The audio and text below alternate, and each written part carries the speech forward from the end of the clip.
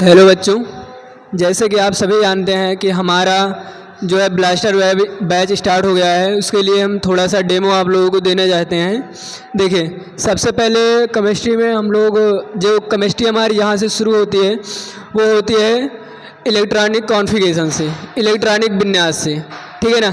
Electronic विन्यास हम किसके नियम के अनुसार करते हैं? अप्पाउ सिद्धांत के। किसके सिद्धांत के अनुसार करते हैं? अप्पाउ के सिद्धांत के अनुसार। इसमें सबसे पहले आपको पता लगना चाहिए कि ब्लॉक क्या हैं, ठीक है, ब्लॉक कितने होते हैं, और फिर ब्लॉक के बाद हम इसको अप्पाउ सिद्धांत को आराम से सीखेंगे, ठीक है ना। चलिए देखते हैं अप्पाउ सिद्धांत का यूज कहाँ होता है, प्रयोग इसका कहाँ होता है? तो इलेक्ट्रॉनिक विन्यास में, इलेक्ट्रॉनिक कॉन्फ़िगरेशन में, ठीक है। चलिए देखते हैं।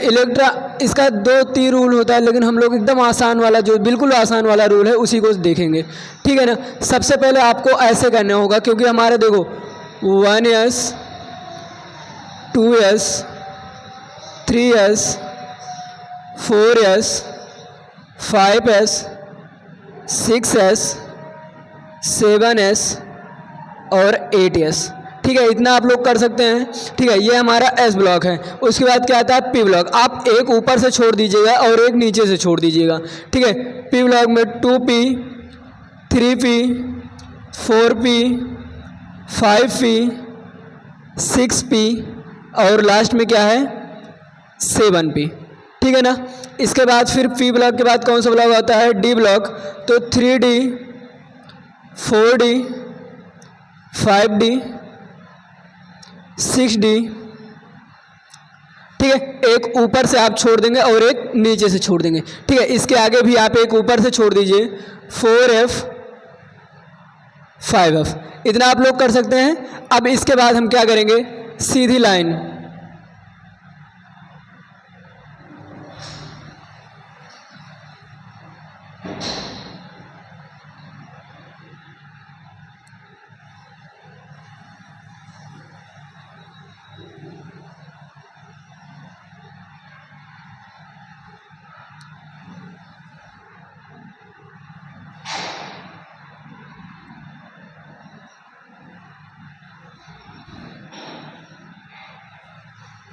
ठीक है, इतना कर सकते हैं। अब इसके बाद एक काम करिएगा, ये जो लास्ट वाला टर्म है ना, लास्ट वाला, इसको ऐसे पकड़िएगा, यहाँ पे लाके मिलाना है, ठीक है ना।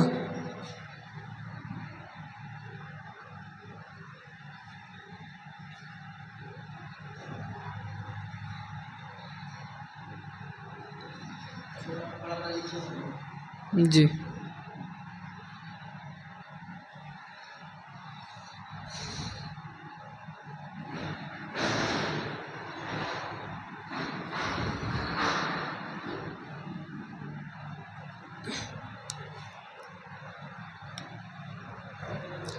ठीक है। हम इधर से स्टार्ट करेंगे, ठीक है ना। 1s के बाद 2s के बाद 2p, 2p के बाद 3s के बाद 3p के बाद 4s के बाद 3d के बाद 4p के बाद 5s के बाद 4d, ठीक है ना। ऐसे ऐसे हम करते हुए आगे बढ़ेंगे।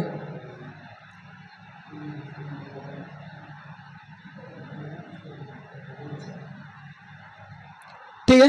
अब इसके बाद देखिए ब्लॉक, हम इसको देखें, ब्लॉक कितने होते हैं? 4 होते हैं, S block, P block, D block और एफ ब्लॉक, ठीक है ना। अब हम सबसे पहले हमें ये पता होना चाहिए कि एस ब्लॉक में कितने एलिमेंट होते हैं, पी ब्लॉक में कितने इलेक्ट्रॉन होते हैं, डी ब्लॉक में कितने इलेक्ट्रॉन होते हैं और एफ ब्लॉक में कितने इलेक्ट्रॉन होते हैं, ठीक है ना। उसके लिए हम सबसे पहले इधर करेंगे ब्लॉक, ठीक है। ब्लॉक के बाद number of electron, number of electron, ठीक है। और उसके बाद फिर जो होता है नंबर ऑफ ऑर्बिटल,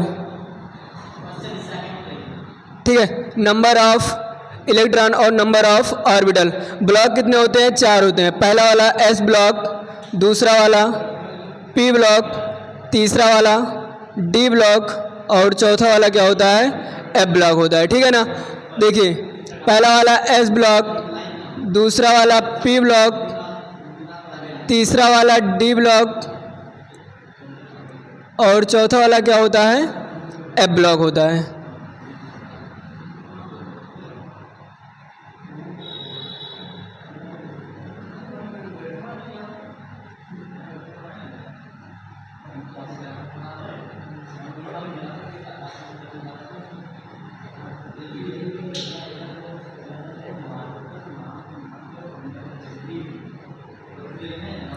ठीक है ना। एस ब्लॉक में कितने इलेक्ट्रॉन होते हैं? तो एस ब्लॉक में मैक्सिमम ज़्यादा से ज़्यादा कितने इलेक्ट्रॉन रह सकते हैं? 2 इलेक्ट्रॉन। एस ब्लॉक में 2 इलेक्ट्रॉन, पी ब्लॉक में 6 इलेक्ट्रॉन, पी ब्लॉक में 6 इलेक्ट्रॉन, डी ब्लॉक में 10 इलेक्ट्रॉन, ठीक है ना। और एफ ब्लॉक में आपके मैक्सिमम कितने इलेक्ट्रॉन आ सकते हैं? 14 इलेक्ट्रॉन, ठीक है ना। एस ब्लॉक में 2 इलेक्ट्रॉन, पी ब्लॉक में 6 इलेक्ट्रॉन, डी ब्लॉक में 10 इलेक्ट्रॉन और एफ ब्लॉक में 14 इलेक्ट्रॉन, ठीक है ना। इसके बाद देखिए जो ऑर्बिटल होते हैं, एक ऑर्बिटल में केवल 2 इलेक्ट्रॉन रह सकते हैं। कितने इलेक्ट्रॉन? 2 इलेक्ट्रॉन। एक ऑर्बिटल में मैक्सिमम कितने इलेक्ट्रॉन? 2 इलेक्ट्रॉन। तो इसके पास कितने इलेक्ट्रॉन है? 2 इलेक्ट्रॉन है। तो 2 इलेक्ट्रॉन के लिए कितने ऑर्बिटल की जरूरत है? एक ऑर्बिटल की। बात समझ में आई क्या? 2 ब्लॉक के लिए कितने ऑर्बिटल की? एक ऑर्बिटल की। 6 एलिमेंट के लिए 6 इलेक्ट्रॉन के लिए कितने की जरूरत है ऑर्बिटल की? 3 की। 10 इलेक्ट्रॉन के लिए कितने ऑर्बिटल की जरूरत है? 5, ठीक है ना। क्योंकि एक ऑर्बिटल में केवल कितने इलेक्ट्रॉन रह सकते हैं? 2 इलेक्ट्रॉन रह सकते हैं, ठीक है। अब 14 के लिए कितने की जरूरत पड़ेगी? 7 की जरूरत पड़ेगी। ये समझ में आया। अब इसके बाद हम करेंगे इलेक्ट्रॉनिक कॉन्फ़िगरेशन, इलेक्ट्रॉनिक विन्यास। इलेक्ट्रॉनिक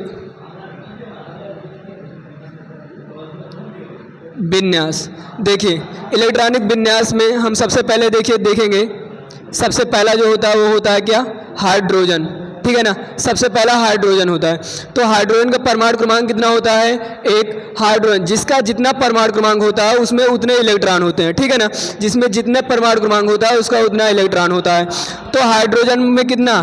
पहले सबसे पहले मैंने बताया इलेक्ट्रॉन जितने रहेंगे, इलेक्ट्रॉन भरना किसमें? ब्लॉक्स में। तो कितना है सबसे पहले? 1s। इसके पास हाइड्रोजन के पास कितने इलेक्ट्रॉन है? एक इलेक्ट्रॉन है। तो हम इसको कहाँ कर देंगे? एक इसमें रख देंगे। समझ में आई बात? और उसके बाद फिर नंबर 2 पे आता है हमारा हीलियम। क्या आता है? हीलियम। हीलियम में कितना होता है? हीलियम में कितने इलेक्ट्रॉन हो सकते हैं? 2 इलेक्ट्रॉन। हीलियम में 2 इलेक्ट्रॉन है तो क्या हो जाएगा? 1s2। हीलियम के बाद आता है लिथियम। लिथियम में कितने इलेक्ट्रॉन? 3 इलेक्ट्रॉन। कितने इलेक्ट्रॉन? 3। तो अब ध्यान से देखिए 1s वाले में मैक्सिमम कितने इलेक्ट्रॉन रह सकते हैं? 2। ये कंप्लीट हुआ। अब जैसे ये कंप्लीट होता है इसके बाद आपकी बारी आती है 2s की। s वाले में केवल 2 इलेक्ट्रॉन हो सकता है और 2 हमने भर दिए, लेकिन इसमें कितने इलेक्ट्रॉन की जरूरत है? 3 इलेक्ट्रॉन की। और 3 इलेक्ट्रॉन के लिए हमें किसी दूसरे ग्रुप की भी जरूरत पड़ेगी। तो दूसरे ग्रुप में हम किसके पास आएंगे? 2s के पास। 1s को कंप्लीट करने के बाद ही हम 2s में आएंगे, ठीक है ना। तो अब लिथियम के लिए हम क्या करेंगे? सबसे पहले लिथियम के लिए इधर होगा 1s2 और इसमें तो 2 कंप्लीट हो गए, 2 इलेक्ट्रॉन। अब इसके लिए हम तीसरे वाले में आएंगे, ठीक है ना। इसके लिए हम 2s में आएंगे। अब 2 इस इलेक्ट्रॉन इसके पास हो गए। कितने इलेक्ट्रॉन इसके लिए बचे? 1 इलेक्ट्रॉन। तो 1 इलेक्ट्रॉन हम किस में कर देंगे? इसमें कर देंगे। बात समझ में आ रही है ना। अब आगे चौथा नंबर है बेरिलियम, ठीक है ना। बेरिलियम के लिए क्या करेंगे? देखिए बेरिलियम 4, इसका परमाणु क्रमांक कितना है? एटॉमिक नंबर 4 है। अगर इसमें 4 परमाणु क्रमांक है तो इलेक्ट्रॉन कितने होंगे? 4 होंगे, क्योंकि हमने आपको पहले भी बताया है कि जिसमें जितना परमाणु क्रमांक होता है उसमें उतना ही इलेक्ट्रॉन होता है, ठीक है ना। बेरिलियम के बाद हम आएंगे आगे, ठीक है। बेरिलियम 4 होता है तो 1s2, क्योंकि s ब्लॉक में कितने इलेक्ट्रॉन आ सकते हैं? मैक्सिमम 2 इलेक्ट्रॉन आ सकते हैं। तो इसमें 2 इलेक्ट्रॉन हो गए, ये हो गया 1s2। अब इसके बाद 1s2 के बाद किसकी बारी है? 2s की बारी है। तो इसमें भी हम कितने कर देंगे? 2 कर देंगे। हो गए 2 2 4 कंप्लीट। अब इसके बाद नंबर 5 पे आता है बोरान, ठीक है ना। बोरान के लिए हम जाएंगे तो बोरान में हमारा कितना आता है? देखिए बोरान कितने नंबर पे है, 5 नंबर पे। तो 5 नंबर में देखिए यस वाला ये भी, इसमें 2 हो गए, इसमें भी 2 हो गए, कंप्लीट हो गए। अब इसके बाद हम किसके पास आएंगे, 2p के पास। तो देखिए ध्यान से 1s2 2s2 ये हमारा दोनों कंप्लीट हो गया, क्योंकि 2 इलेक्ट्रॉन दोनों में भर दिए।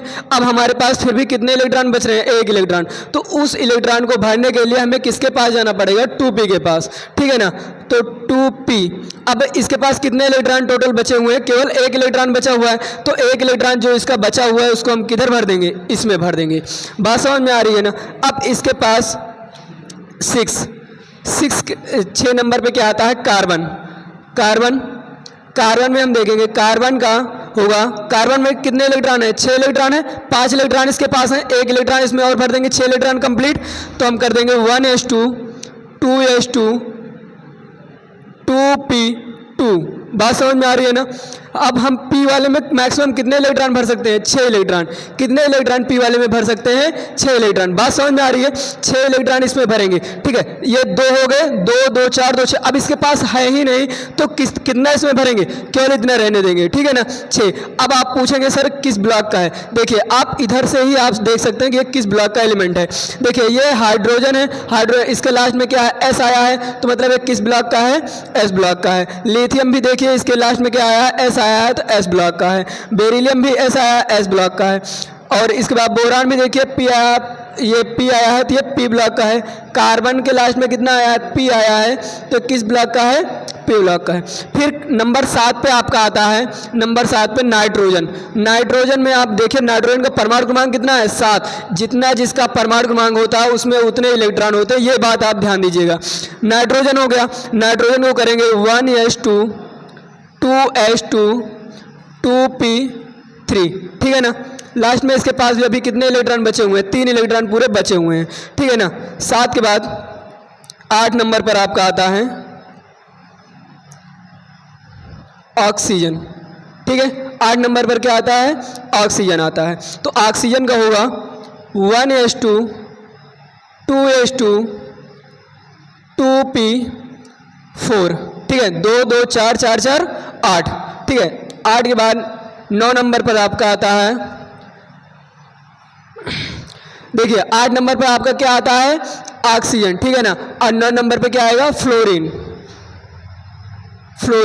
इसका होगा 1s2 2s2 2p5, ठीक है। 9 नंबर पे हो गया। और 10 नंबर पे आपका क्या आएगा, देखिए hydrogen, helium, lithium, beryllium, boron, carbon, nitrogen, oxygen, fluorine, और लास्ट में आपका क्या आता है, नियॉन। क्या आता है, नियॉन। 10 नंबर पर आपका क्या आता है, नियॉन, ठीक है ना। नियॉन में आपका क्या आता है 1s2 2s2 2p6।